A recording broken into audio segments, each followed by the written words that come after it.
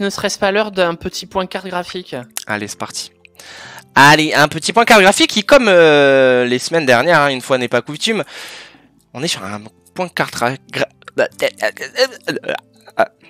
on est sur un point carte graphique qui est assez court, hein, vraiment, ça va être rapide, ça va durer même pas 5 minutes.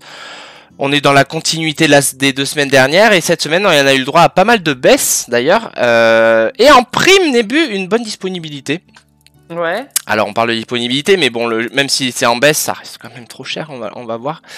Première carte qui baisse de nouveau, c'est la RX 6600, hein, on commence à avoir une habitude qu'elle baisse, qui passe de 549 € à 499 €, sachant que il y a 15 jours, pardon, si vous avez bien suivi, elle était à 589 €, donc tu vois, ça descend pas mal. Ouais, ça descend, ça continue, peut-être que ça va se stabiliser. C'est ça. Alors toujours du côté de chez AMD, on a la RX 6700 XT qui passe de 929 € à 799 € en une semaine, hein, presque 15% de baisse en une semaine. Donc ça c'est plutôt pas mal. Toujours pour les baisses, on a la GTX 1660 qui perd 10 €. Et la version Super qui passe de 479 € à 459 €.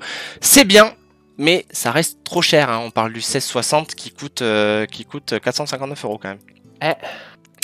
La dernière baisse de cette semaine concerne la fameuse, la RTX 3070 Ti. D'ailleurs, est-ce que je vous avais dit que j'ai une 3070 Ti.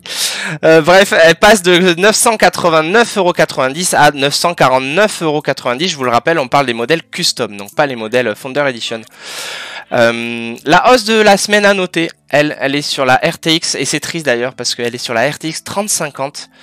Hein, je vous le rappelle, c'était quand même c'était censé être l'entrée de gamme. Mais ouais, l'entrée de gamme qui est sortie il y a 2 semaines, qui avait été annoncée à 279. Et cette semaine, elle est à 319 €. Une carte qui pourrait être bonne, mais pas à ce prix-là. Ouais.